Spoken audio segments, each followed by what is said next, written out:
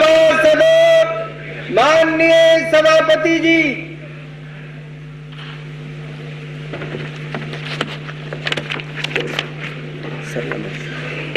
Question number 4 to Shri Shankar Dayal Singh.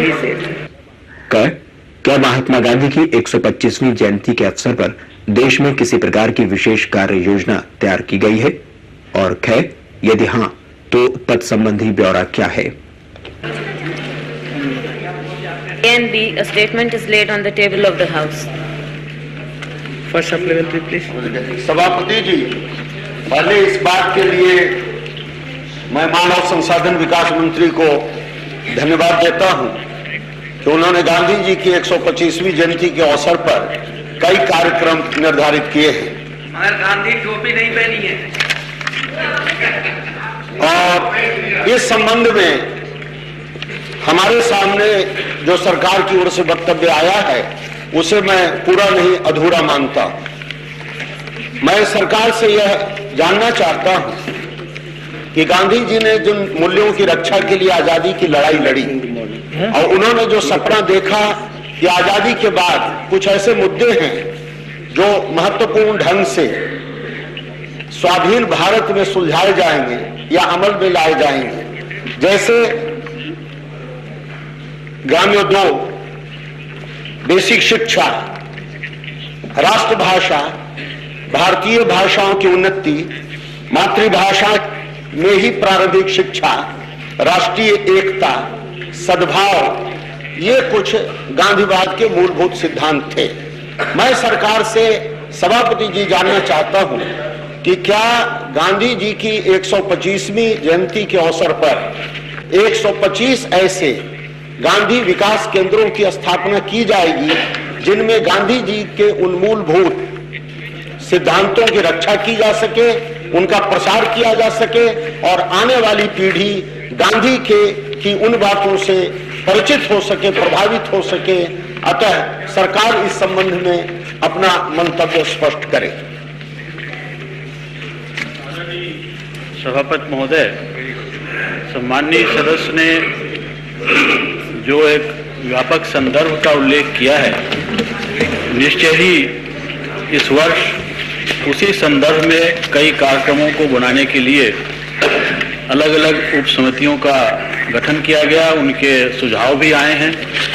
जहां तक ये खास सुझाव जो आपका है कि 125 ऐसे केंद्र स्थापित किए जाएं, इस तरह का सुझाव अभी नहीं आया है, लेकिन मैं माननीय सदस्य के इस कथन बीच में मैं ये कहना चाहता हूं सभापति जी, इस तरह का सुझाव मैंने, चूंकि मैं उस राष्ट्रीय समिति का एक सदस्य हूं, मैंने दिया है और लिखित रूप से भी दिया है, बैठक में भी मैंने कहा। इस विषय पर अभी विचार इस संदर्भ में नहीं हुआ कि 125 कहां स्थापित होंगे और क्या होंगे, लेकिन जो उसके अंतर्गत आपने अलग अलग मुद्दे बताए हैं उन पर तो अलग अलग स्थानों पर विचार के लिए भी, कार्रवाई के लिए भी सुझाव जो हैं उनमें उनका समावेश है। केंद्र स्थापित करने के बारे में अभी कोई फैसला नहीं हुआ है, उस पर भी विचार जरूर किया जाए।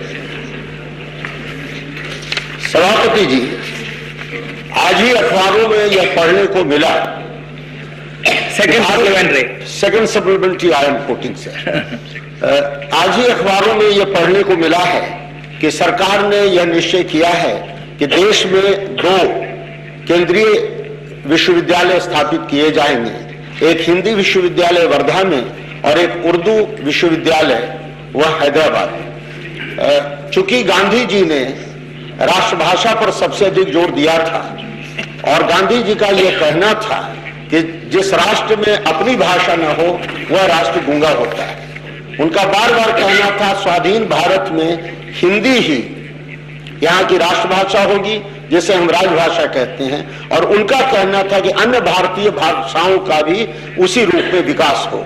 मैं सरकार से इस संबंध में जानना चाहूंगा कि क्या प्रारंभिक शिक्षा गांधी जी के कहे अनुसार हर जगह मातृभाषा में होगी, और जो केंद्रीय विश्वविद्यालय आपने वर्धा में स्थापित की है वह केंद्रीय विश्वविद्यालय क्या गांधी जी के नाम पर आप महात्मा गांधी केंद्रीय हिंदी विश्वविद्यालय नामकरण करेंगे, यह मैं जानना चाहता हूं।